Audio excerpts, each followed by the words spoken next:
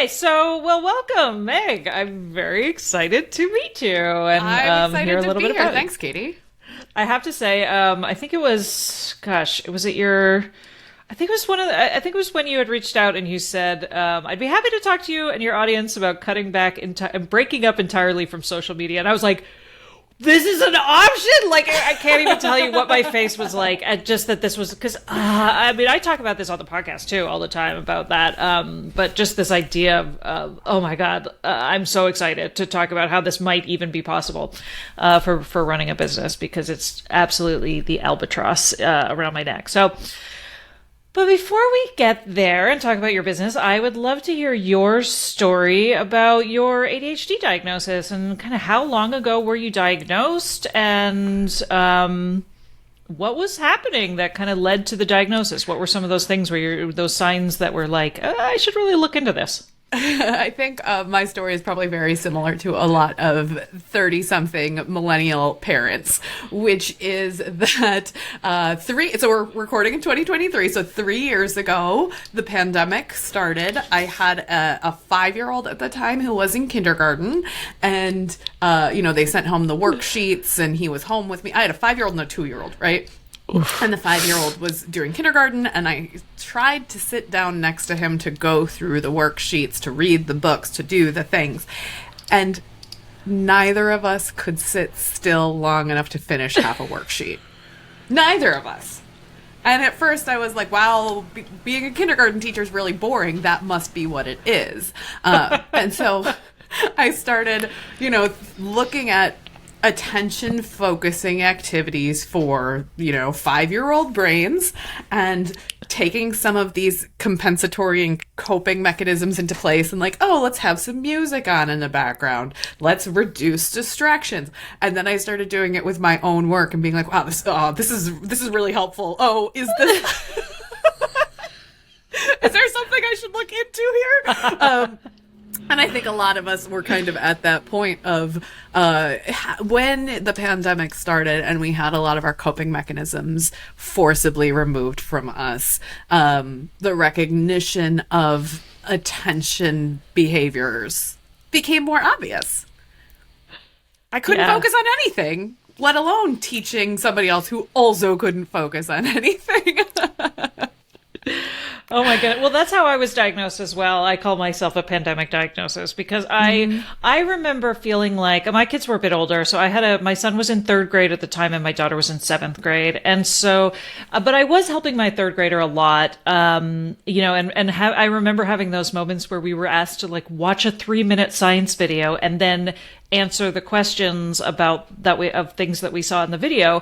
And we would watch the 3-minute science video and then we would turn to the questions, and neither of us knew the answers to any of the questions because we weren't paying attention to the video. I can't watch video to save my life. I cannot learn from video. And so it was in that moment it was in that moment where I was like, oh, okay, we need to know what the questions are first before we watch the video so we know what to listen for. But if it's just listening to watching a video for 3 minutes, we're not paying attention. And if we are paying attention, we're not really grabbing, we're not able to understand what we're supposed to be listening for, which was really interesting. But yeah, I mean, for me, I was diagnosed because it was I was complaining to my therapist about how I couldn't get anything done because I was just sitting in waiting mode, right? I just was both of my kids were locked in their rooms and I didn't know if one of them was going to run out and the Wi-Fi would be out, or Zoom, they couldn't get on Zoom or didn't have the link, or there was always something that I was going to get interrupted for. And so I couldn't work because I knew that I was going to be interrupted at any moment. And so I was complaining to her about that, right? I couldn't focus on work because I just always knew that somebody was going to pull me away. And that's when she was like, dude, look into ADHD.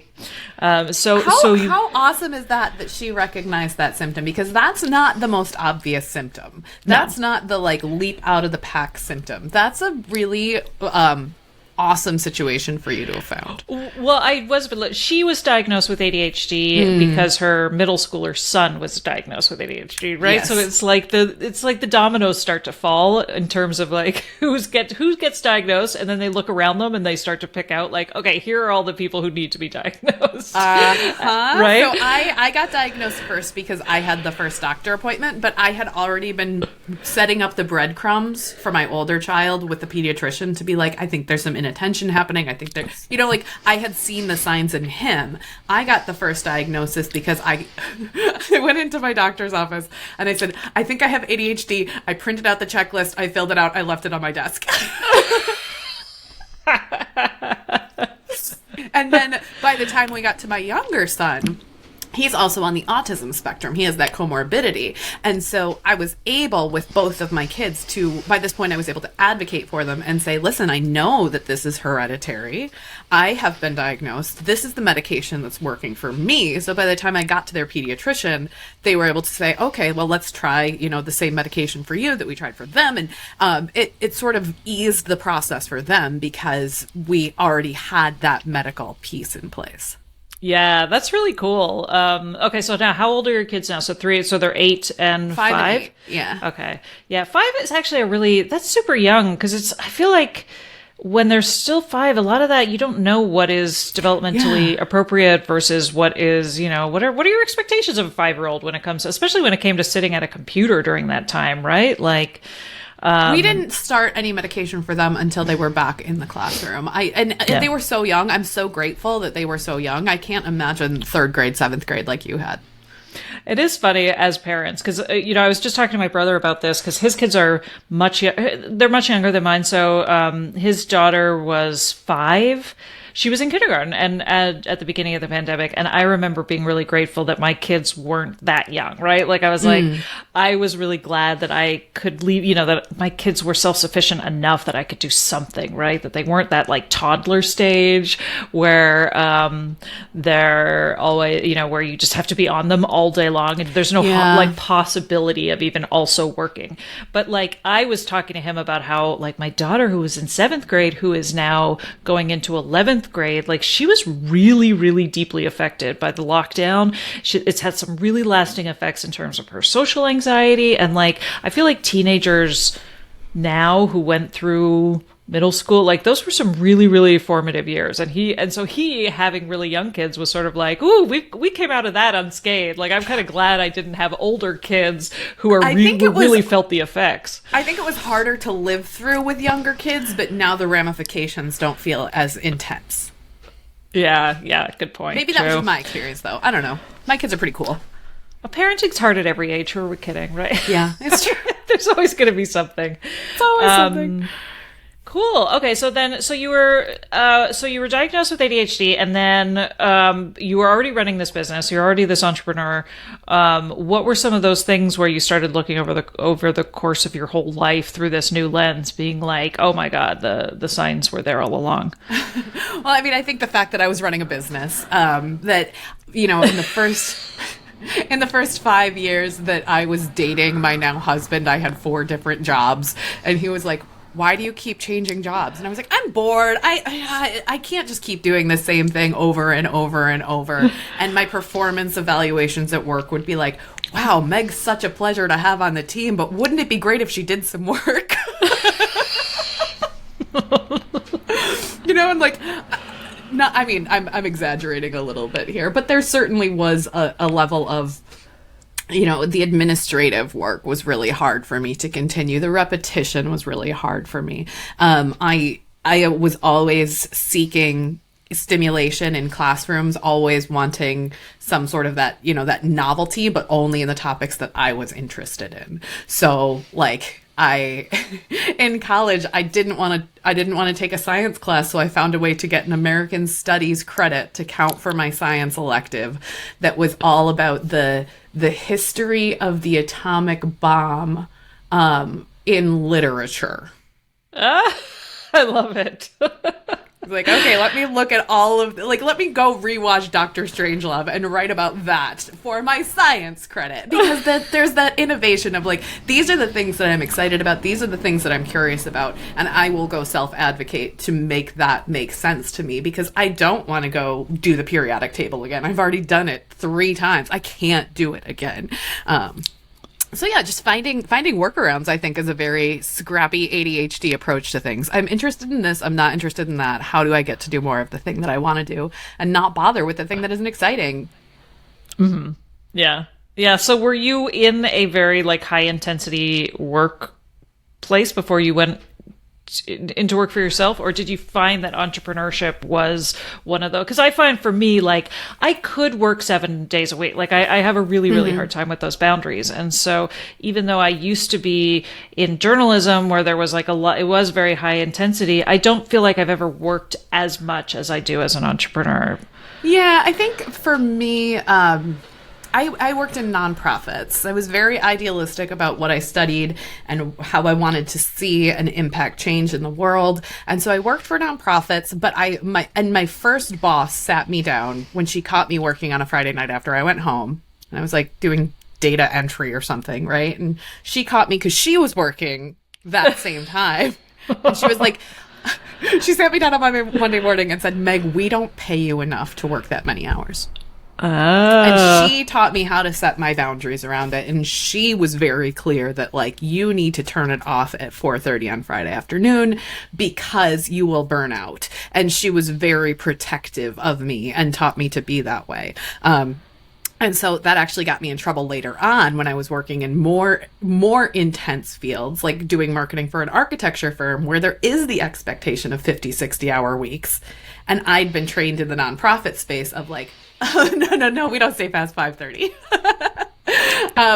So I think then when I started my business, I started it part-time because I did the math and figured out that half of my take-home pay would have gone to childcare, and instead I decided to freelance and work during nap time and bedtime and when my like kind of just shuffling it around, and that was when it started to feel a little bit more addictive. Like I had to always be on. I had to always be working because I wasn't working that traditional 9 to 5 hours. It was any pockets of time. It was like time confetti. Like if I could throw it in the air and grab it, then I would use that time to work. And if he was, playing independently, I would pick up my phone and post on social media, or I would reply to a client email. It was like I had to always be on. And that dopamine hit from, especially, in that point, it was new motherhood. It was so isolating that the community that I was creating online was the input that I was getting. It was the interaction, the intellectual stimulation that I needed. I couldn't talk to a newborn. I couldn't talk to a toddler. So I went online into these business communities and kind of threw myself in there. Yeah. Yeah. It's one of the things I really struggle with, especially with Facebook, because if Facebook came around when my daughter, who's now 16, was a baby, and it saved me. Like that community, those communities really, really saved me. All of those questions: is this normal? What color is this? A normal color of poop? Right? Like all those things that you immediately go, and there's thousands every of people. Color poop is normal. I don't know how that's possible. Right, but all those questions and like community is so important, and we talk about that a lot too with ADHD and neurodivergence, and like how community and the validation of like, am I normal, is something that a lot of us really, really crave. And so social media really does provide so much of that community element, but at the same time, like for me, I had to leave. It was so mentally destructive for me in Facebook, especially Facebook, like around the pandemic and elections and just all of the vitriol. Like I was like, I was an on-off switch. Like I couldn't have a balance with social media. So I decided to leave. But when I left social media, I feel like 99% of my friendships dried up as well. Like because everybody relies so much on that. It's like passive friendships or so, this passive socialization, right? Where we don't really have to like write letters or call each other anymore. We just like their posts. And so anyway, It's lower going on this whole commitment, for tirade, sure. right? Yeah. But it's interesting to me. Like, I always grapple with that community element versus like saving my mental health. Yeah, and I think especially for those of us who are neurodivergent, especially ADHD, when we log on, it can be so hard to log off. When you go on, like I hundreds of times in my life, I've logged on and be like, I'm just going to go look up this one thing. And then an hour passes and I've got complete time blindness. I have no idea what I just read. I just go into this vortex of information overload and stimulation. And like, it's so hard to pull ourselves back out of it. And I think it's harder for us than it is for neurotypical folks, you know? Oh, I feel like we are moths to a flame for all of those. The dopamine hits it becomes so, I don't even think about it. It's so unconscious, right? It's muscle memory to just like lift, like it's sure. Like I pick up my phone to look at what the weather is, and I forget in that split second of picking up my phone, I will forget I'm even there for the weather, and I hit Instagram. So when you were launching your business, you did have a real need for social media. How did it kind of click in your brain that you were like, I could actually do this without this constant promotion? Or was it was it an aha moment, or was it sort of a slow drag? Sort of both. So in 2017, I started a Facebook group where I was teaching people search engine optimization. I recognize the irony of teaching people in Facebook group how to not be on Facebook, but that's okay. But it was the place where people were congregating and they could learn it. And it wasn't really, 2017, it wasn't really as much of a conversation to get off social. It was just, here's an alternative, right? And I was running free challenges and I was growing my email list, and the Facebook group was working really well and people were showing up for Facebook Lives. And then, we just saw a decrease in reach and in people engaging and in conversions into paid programs, and over time we started to see that sort of slip. And I'm a data person. Like I can geek out on any spreadsheet, so we were always tracking how many sales did we make from the Facebook group, how many clicks, blah blah. And then I ran quarterly live challenges, and then at the end of a weekly free challenge I would open the doors to a paid program, and that was sort of our launch structure. And then in 2021, in spring of 2021, I ran a live challenge, and nobody showed up for the lives, and very few people bought the new program. And I looked at the person who was running my Facebook group, and we went, this just isn't working anymore. It was, and it's not. It's not that she wasn't doing her job. It's not that it was just the algorithm changed and the society changed. We all flocked online in 2020, and by 2021 we were like, I can't be in this space anymore. And so after I closed that launch, we looked at the numbers. We looked at how many of the people in our group were bots, how many we thought would never give us $1, and decided to shut down the Facebook group. And I talked to the social media person, Sarah, and I said, I'm sorry, I can't afford to keep you on for a Facebook group that isn't converting. I let her go. And then I just forgot to post for 3 months. Okay, maybe that's a little bit of exaggeration. But it wasn't like, I made a big announcement. I shut down the Facebook group. I talked about that intentional decision and why we're doing it and how to get on the email list if you want to hear from us. And we did the whole announcement thing. And then I was just like, that exhausted, it's over feeling. And without having a team member to prompt me to be like, hey, we need to post in the Facebook group on Tuesdays and Thursdays about this and this and this, I just didn't. And 2 weeks, 4 weeks, whatever, it went by, and suddenly 2 months went by, and I was like, oh, well, I've still been putting out my YouTube videos. I've still been sending emails to my list, and I do not see a difference in the amount of leads that I got in summer 2020 versus summer 2021. The Facebook group, the Facebook post, the Instagram post, the LinkedIn connecting was really good at nurturing the people who already knew me. But nobody new was finding that group and buying from me very quickly.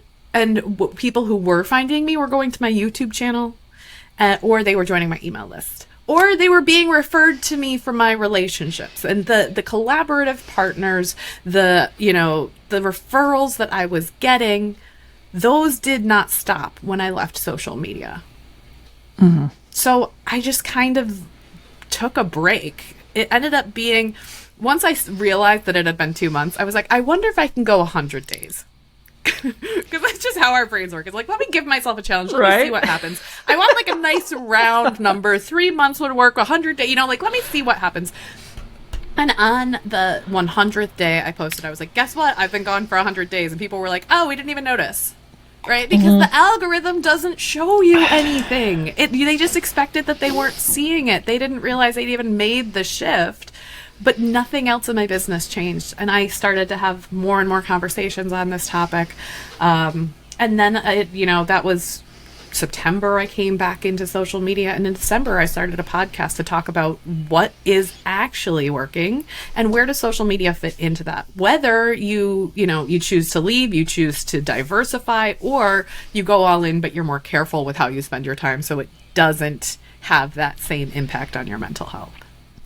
Yeah, it's funny because I have 2 Instagram accounts. I have the podcast Instagram account, which is, if you've ever seen it, it's very, it's just 3 posts every week. It's just the same feed. It's very lovely. I don't ever want to mess it up. And the whole reason I had this other account was because if I ever had anything that deviated from these 3 posts, I wouldn't want to put it on my lovely symmetrical feed. So I have this other account, and I had this other account where I was posting feverishly, and I had this whole schedule, and I was doing all these reels, and my podcast account has significantly more followers than my other one that I was putting all of this effort into and totally burnt out on, and then just was like, I can't keep this up. I can't do it anymore. And I just kind of laugh because this other one that just sits here, has a mass. And so the idea of followers has become sort of irrelevant to me now because, there was this thing, like you said, I was working towards, which is like, I got to get to this number. And I had this moment where I was like, what's the final number that will make me happy? Right. When I kept trying to increase my followers, and I was like, where's this going? Like, if I was like, oh my God, I'm at 45,000 followers. Now what? I was like,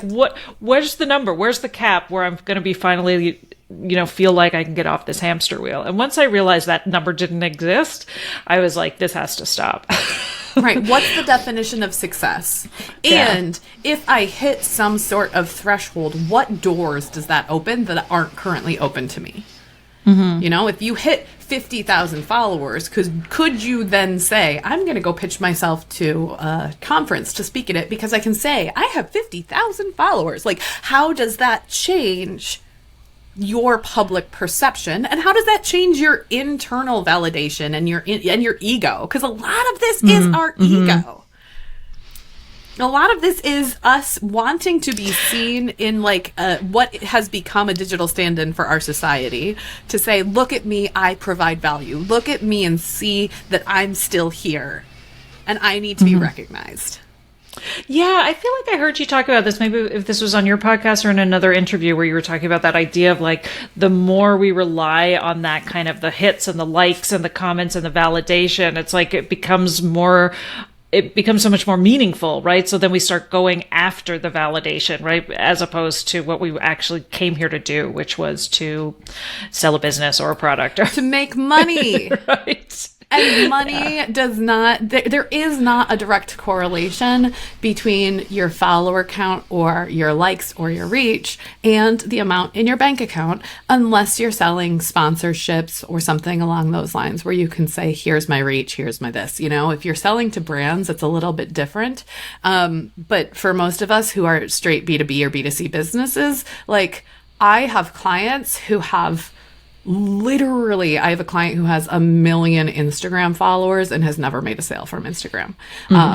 But then they work with us on SEO. They get people into their email funnel. They start to sell through that. So it's still good that they're there. It helps with their brand recognition. It helps with their nurturing, but they cannot attribute a single sale to their 1 million Instagram followers.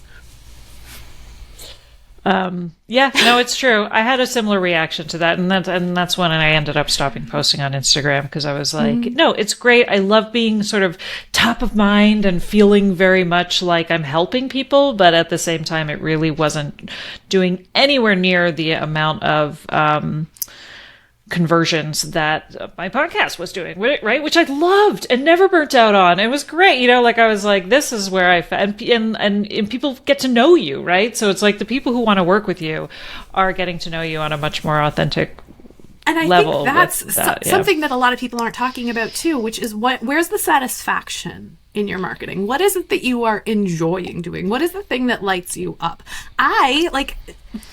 You have specific offerings for women with ADHD. So you have these conversations that can then lead into, here's how you can join our community. Here's how we can work together, right? Like, you have a pretty clear call to action here. My call to action for my podcast is not that clear. It's not get off social media and come to SEO, because that's not always the best solution for everyone. My podcast, I think of as, let's talk about what's happening in our industry. And hey, if you want to do this thing, sure, I'm over here if you want to find me, right? But so there's not a direct correlation. There's not conversion metrics. On all these things that I teach people how to do, I don't do for myself. But I love the conversations. I love having these, deep dive dialogues with other humans who are exploring these same things. And sometimes that marketing, and I feel like that I'm going to get a little woo here. The energy that you bring into your marketing is so clear to the people who are engaging with it. So when I was doing YouTube videos about how to do SEO, I had to really force my gut to be like, I know this is converting, but it's a little boring to talk about this stuff all the time. And same with taking the YouTube videos and splitting them up, and this was IGTV days, how do we repurpose it across all these platforms? I didn't feel excited, and TikTok came along and I was like, I cannot make myself get excited about TikTok, so I'm not going to do it. But the podcast, you can tell from my tone of voice right now, this is something that I love. This is something that excites me. This is, and I think that especially for those of us with conditions where focus is a problem, we have to chase what excites us. Novelty is really important to us. So, not just going, where can I get the followers? Where's my audience hanging out? How can I get in front of them? Because if they're all hanging out in a place that you hate, you're going to resent it. You're not going to want to do it. It's going to fall to the bottom of your to-do list. It's going to feel like eating the frog every time you log onto that platform. Whereas if you can find even a smaller group of people who love to consume content in the way that you like to create it, and who are engaging with you, and you can be in dialogue with them, then it's worth it to track the thing that you love, even if it has a smaller volume of, audience. Oh my God. Yeah. Right. And that's one thing I really credit my business coach years ago, Lori Ostrovsky, who had said, her whole mantra when I was working with her was like, what's that one thing that lights you up, and do that one thing, and don't feel like you also have to be everywhere. So she was always sort of, because I'm easily distracted. So I'm like, I might be doing a podcast and then just suddenly be like, oh, I got to write a book. And I would drop the podcast and go write a book. And she was like, pick that one thing that's really going to be the thing you do, and then everything else is sort of ancillary. And roads can lead back to it, but for the most part, it's don't abandon ship because you think something else, because you feel like you need to be in all places at all times. And I always have a team member. I always have a team member that I give the role of naysayer to.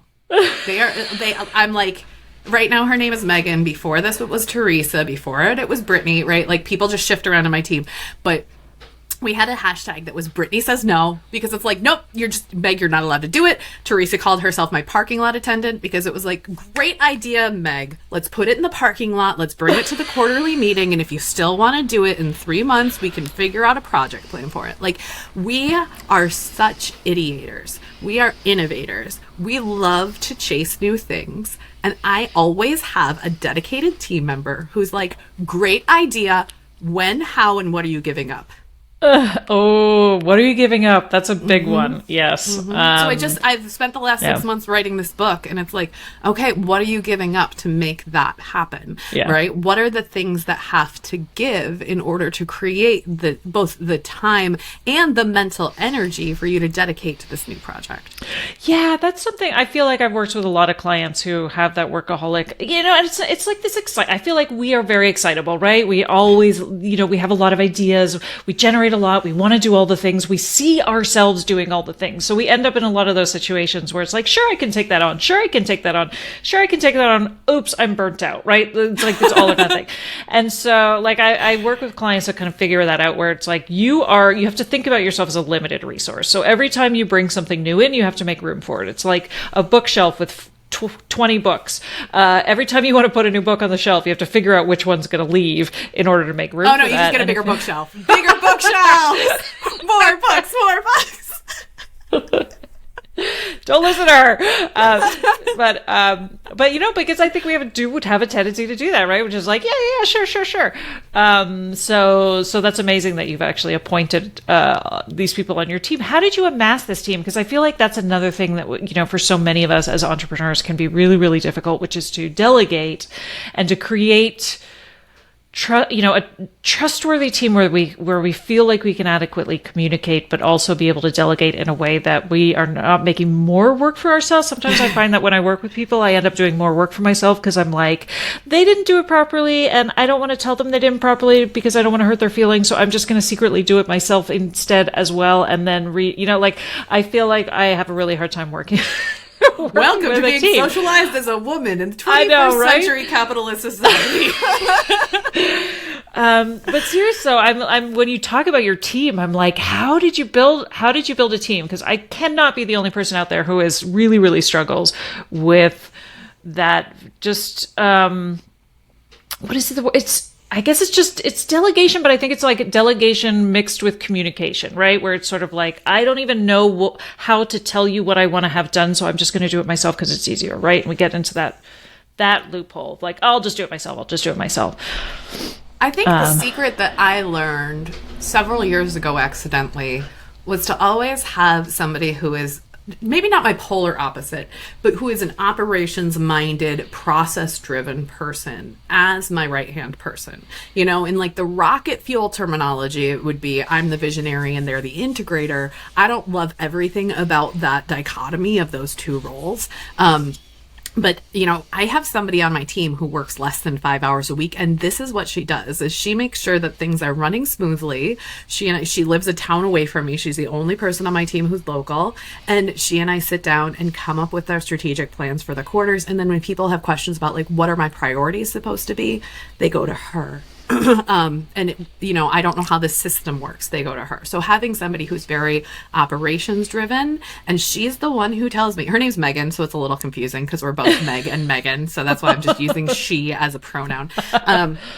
We sit down, we come up with the plan, and then having people go to her and be like, I don't know how this works. It's sort of taking me out of the loop because I have trained her so well. Because, there have been times where we sit down at the table together and we get out, a visual whiteboard. We use Miro for this. And we're like, okay, what is the process that we want our clients to go through? When somebody comes in through our contact form, what's the automation that happens? And then she'll build out the automation in ActiveCampaign. And when something's broken with it, the team knows to go to her to fix it. So I probably could hop in there and fix it, but I am no longer the owner of that tool and of that automation.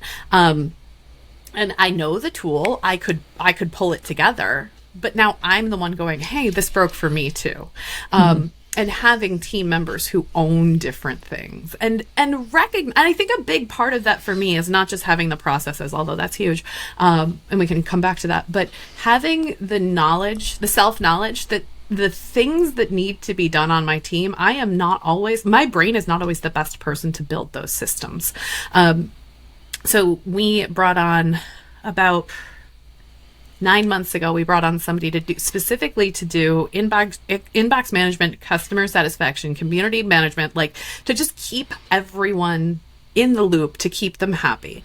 And when she would say like, what was the last thing that happened with this client? I'd be like, I don't remember. I didn't write it down. Right. So now she built a system for me where after I have a call in my calendar, she'll ping me and it'll already be a project in ClickUp where I then have a task assigned to me that's like, write down your notes from this call. And she has built an entire CRM system for me that pings me when it's my turn to be part of it. So I'm no longer creator. I'm not even doing the follow-up. I'm just downloading the information from my brain in a comment. And sometimes it doesn't even make it in ClickUp. Sometimes it's in Slack. And I'm like, oh yeah, I guess I had that conversation with that person. Right. But no, she knows I don't want to use the term blind spots. She knows my limitations. She knows the places where I falter because she looks at my calendar and she's like, oh, Meg has a really busy day. She's going to forget to check in with me. I'm going to ping her. And I have given her the right and responsibility to do that because otherwise it won't happen. That's my I'm outsourcing my executive functioning is what I'm doing. Right. Yeah. And then that's where I think I talk a lot about the difference in socialization, which is, I think that as women, we are especially socialized to believe that if we want something done, we have to do it ourselves, right? Yes. And we can only ask somebody else to do it if we have already tried and exhausted all options and have to admit failure, and then we have to ask somebody for help, right? Whereas I think men are socialized to have support systems, so they're sort of like, well, okay, if something wants to get done, I have to figure out who's going to do it for me. And if nobody else will do it for me, I'll do it for myself. And so it kind of works the opposite way. And so I feel like, that it's like a muscle to build, which is like, if there's any part of me that is not excited about this, I have to immediately figure out who else can do it for me. And that's really hard. Like, I feel like it's not innately part of my wiring.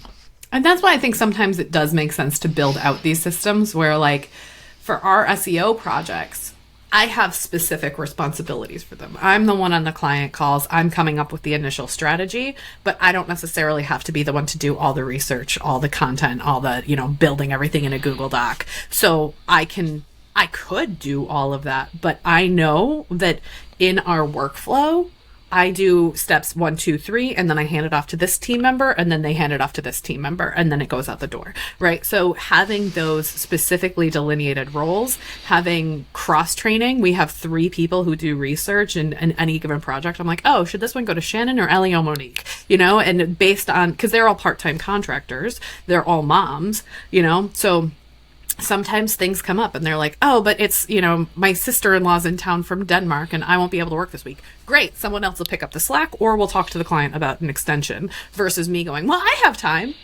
Yeah. Because I want to pay them. I've priced myself so I can pay them, so that I absolutely could still go do all that keyword research. I still have that skill set. I taught them how to do it. I created the trainings that they watched to know how to do it. But that doesn't mean that I'm necessarily the best person to do it anymore. Yeah. Yeah. Okay. And if I did it, I might break the system of the next person in line, because the 3 of them have collaborated to be like, okay, here's how we do this now to make sure that there's quality control. So it's like passing on the family recipe. It is.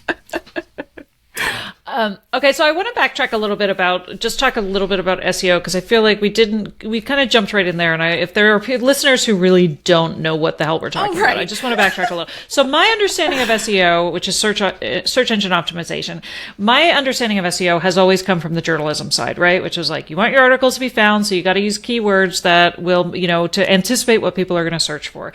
I've said this about the podcast. When I was diagnosed, one of the first things I did was type women ADHD into the podcast, into my podcast player. And so I knew what I wanted my podcast to be. I didn't want it to become I didn't want to name it some kind of weird hybrid name like Squirrelpreneurs or something that nobody would ever search for or even know how to spell. Like, I wanted it to be super, super, it's findable. Is that a word? It is now. So, but that's right. So that's my understanding of SEO. Is there something more to it when you're talking about it in terms of businesses? I think you really hit the nail on the head in terms of what are the benefits of it and how do we need to think about it in terms of user experience, which is, I want to create something that people can find in the moment that they need it. And I need to anticipate what the things are, what are their problems, what are the solutions that I can provide for them, what are the things that they already know versus what they need to know in order to make an informed decision to be able to buy something. All of that is part of our content strategy based on what are the things that they think they need. Now, to expand a little bit, you made a really good point, Katy, that like you went into your podcast player and looked for it. A lot of people think of SEO as being Google only, but you can go into Spotify or Stitcher and use that as a search engine. YouTube is the second biggest search engine on the planet. Amazon's a search engine.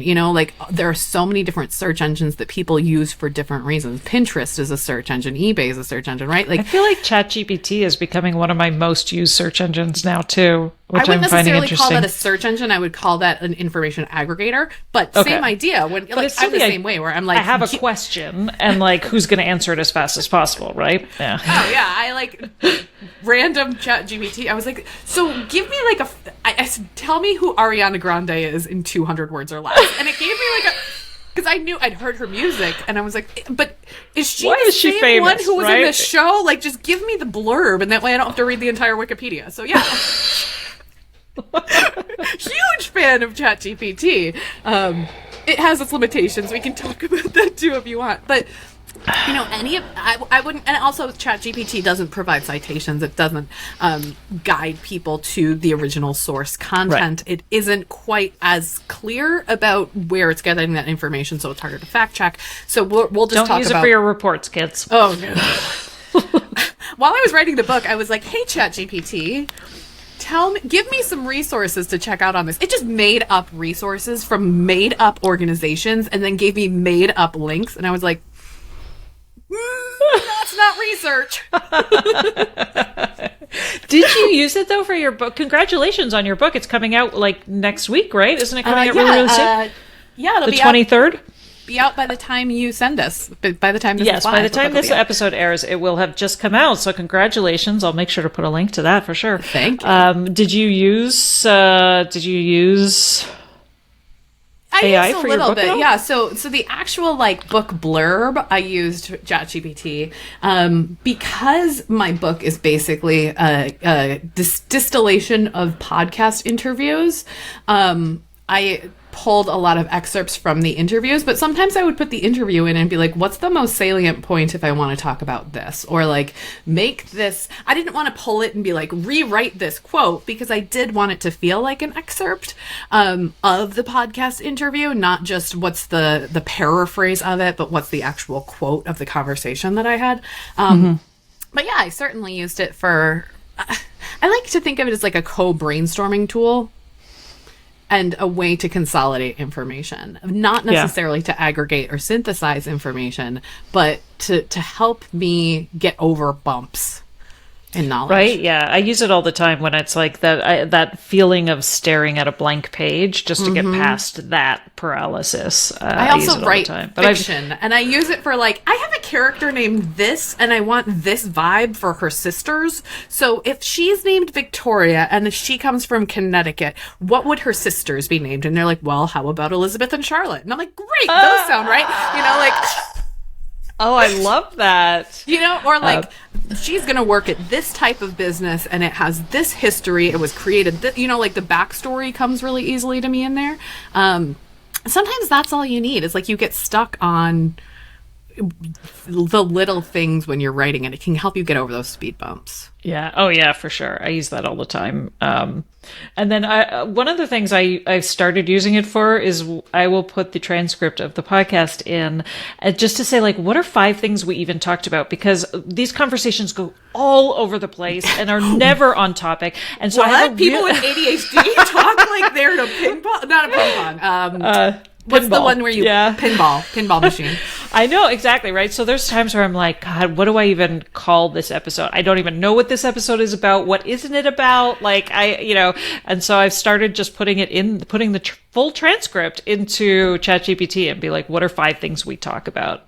Yeah. And then ChatGPT is like, you broke me.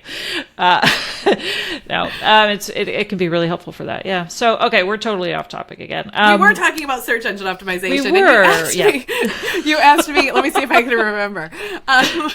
Is there anything else beyond sort of that keyword research component and creating content that's based on what we're anticipating people need from us? I think there's also a lot in SEO around making sure that your content is formatted in a way that makes it easy for people to read. You know, with your show notes, you could very easily take the transcript and just have it be one big block of text, but both for Google being able to understand what the most important pieces are and for your readers to be able to skim easily, you do want to pull out, here are the top 5 things that we talked about in this, and be able to say, here's a podcast show note or podcast episode title that gives people an idea of what they're going to get, but also can show up in those search results for, you know, not just women and ADHD, but also every single episode can show up for something. People will actually want to click on it and listen to it and get to know you better that way. So I think a lot of it is not just what are those keywords, but then how do we use them in a structured way so that way people can find it and actually want to click on it. Yeah. I've had that complaint where I've said, like, we talk about anxiety, and then people will complain because it's like, you talked about anxiety for 5 minutes halfway through the episode, and I was like, I know, sorry, but we did talk about it. ChatGPT said that it was an important part of it. I know, right? Don't blame me, blame the bots. Okay, so for somebody who's still not convinced that they can, or I guess it's somebody who relies so heavily on something like, say, Instagram and Instagram Reels. You had mentioned newsletter.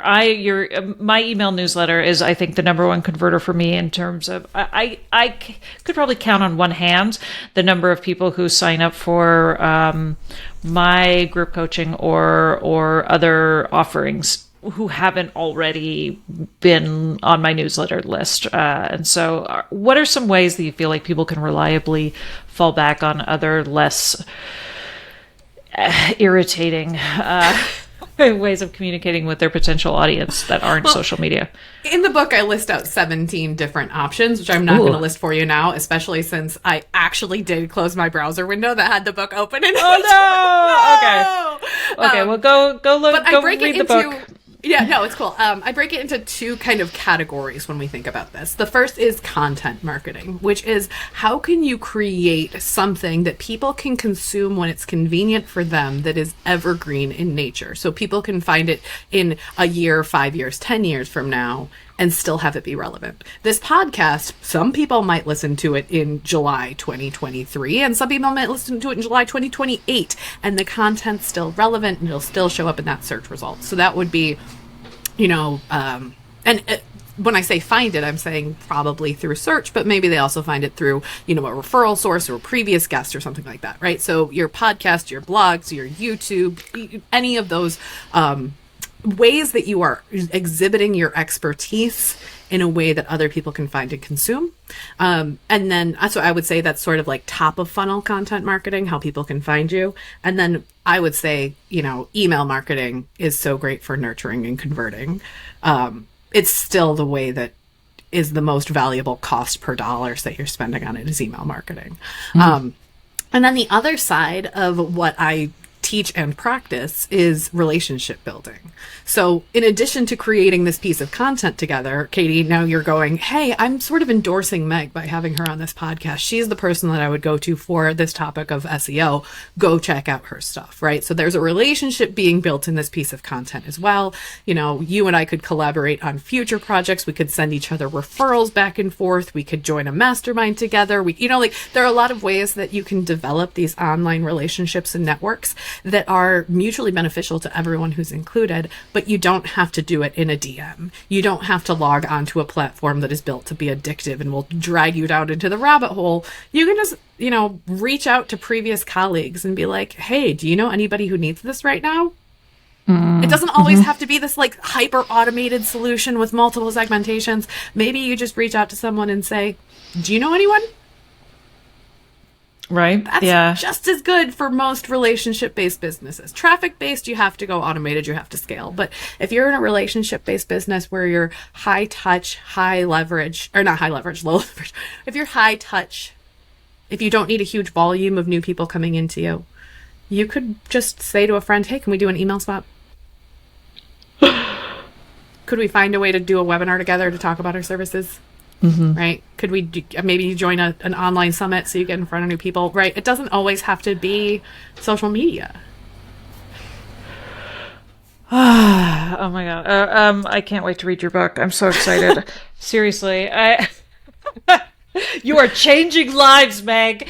Well, no, and I think about my therapist because I'm actually I'm about to start school. I'm going back to get my mental health counseling certification to become a therapist. Exciting. And I'm so excited. But one of the things I often daydream about is my own therapist who has never once she doesn't have a website. She's never once marketed herself ever. It's all just word of mouth. And she's had a very, vibrant business for many, many years. And I'm just like, you are my dream. That is my dream. And that's the way all businesses used to be, right? Yeah. You're sure you could put up a billboard, you could buy a TV show ad. Like, there are a lot of ways that you could mass market, but the traditional way of running, especially a local business, is like, who do you know that you can introduce me to? And that, I think that almost like referrals have become a swear word in our culture of needing everything to be automated to the hilt. And I don't, as strange as it is for me to say that as the SEO person who's like, get more cold traffic. Like, probably 60% of my business comes from referrals, comes from relationships, comes from collaborations, comes from, and probably another 20% is just connecting with people like you and having honest conversations. Yeah. Right? Yeah. And I track that stuff because I'm a nerd. Awesome. Okay, so I do love to ask, I don't know if you thought about this at all, but I do love to ask my guests if they could rename ADHD to something a little less confusing or confounding. Would you call it something else, or do you like the name? I don't like the name, but I don't have a better alternative. Yeah, me neither. Perhaps we should go back to ChatGPT and be like, if you had these symptoms, give me a list of 30 different names that you would give this condition. You know what? I'm going to actually put that in the show notes. Yes, I'm going to go after this episode. I'm going to ask ChatGPT what are 5 alternative names for ADHD and see what it comes up with. Don't even say alternative names for ADHD. Say, if there were a condition where you would experience executive functioning disorder, I mean, maybe that's what it is. I think maybe it would be executive functioning disorder or something along those lines for me, because that to me is the biggest part of it. It's not necessarily focus. It's about decision making and prioritization. But, don't even say what's an alternative for ADHD, because then it's going to throw in those same terms. But if you say, here are the things that people experience if they have this, then it might spit out something that you really don't expect. Oh, part of my Hey It's ADHD course, one of my favorite things about the course that I built was I have this sort of checklist quiz with 60, random things that I discovered after I was diagnosed that also had to do with ADHD that I couldn't find anywhere, that I was like, are you kidding? Weird things like I hate traffic, right? Or, I hate standing in lines, or things you don't necessarily associate with ADHD immediately. And I put together this whole list. And so maybe I'll just plug in that whole list and see what it comes up with. I would love to see the results from that. Shoot me an email when you get it too, because now I need to know. It's going to be that little ping in the back of my head, like, I wonder what Katy did. I wonder what ChatGPT told her. I know. Well, I'm going to put a list. I'm just typing this out to myself, or else as soon as I get off this call, I will forget about it forever. There's the executive functioning. Well, this has been delightful. Thank you so much for sharing a little bit about your story and also your fascinating business, which is called Love at First Sight, which I will have hopefully already have said it. I will have said this I will have actually introduced you in the introduction. So, but yes, Love at First Search. And how long have you been doing this business? Like, how long have you been? I've been in business since 2013, doing exclusively search engine optimization for 5 or 6 years of that. Wow. Okay. That's amazing. And so now, in addition to the book, which just came out, I know you have some wonderful downloads on kind of your SEO starter kit, but do you work with customers, or do you have workshops, or how do people find you and work with you? Yeah, we have 3 ways that you can work with us. The first is if you're like, oh, this sounds confusing and I don't want to have to figure out keyword research, and can't you just tell me what to do? You can hire our team to do one of our SEO roadmaps, where we can either give you an itemized list of here are the changes to make based on our research, or we can go in and make those changes on any WordPress, Squarespace, or Shopify site for you. Or if you want to learn how to do this, but you want to have somebody hold your hand through the process and have a group cohort to work through it with so you can learn from other people, we have a group training program called Attract and Activate that we run twice a year, where we teach not just how to attract people, but also how to activate them to take action on your website. That's a 4-month group program, so that way you're getting me every week to help you work through that process. And if you're like, I just want to talk to Meg and I don't want to have to figure out which program and let's just get on a call, you can go to loveitfirstsearch.com/consulting. You can book just a 1 hour, 30-minute call with me, pick my brain session. And then if you decide that you want to move into one of those other options, we can take some of that and apply it to the programs. But sometimes that's a good way to be like, I don't know what I need. Just hop on a call. Yeah.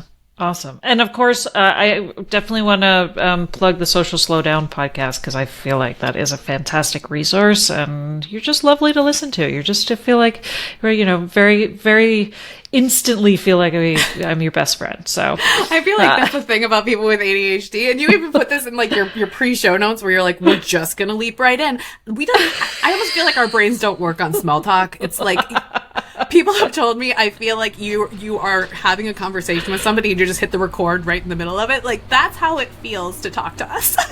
I know, and it kind of amazes me because I love having that conversation, but it amazes me that we can also follow along and listen to other people have this conversation. Like, that anyone listens to this podcast, it amazes me because I feel like I'm a rambly, I don't know what I'm talking about. I just feel like we're just going off on all these tirades, but like, I also love listening to that too. And those are my favorite podcasts, is the ones that are like, I'm going to tell you 10 ways to do this. Those are the podcasts where I'm like, no, thank you, enough. I really like the ones where it's like, let's pontificate about, the meaning of life. And yeah. Let's see where this conversation goes instead of following a script. It's much more interesting to me. Yeah, right? Same. Okay, well, wonderful. Thank you so much for reaching out, Meg. It's been great to meet you. And all the best and congratulations on your book. So the book is also called Love at First Search? Or is it called Social Slowdown? Social Slowdown. Okay, awesome. Okay. Well, there'll be links to all of that in the show notes. So check it out and let me know what I should put in the SEO for this episode too. I have. Thanks, Meg.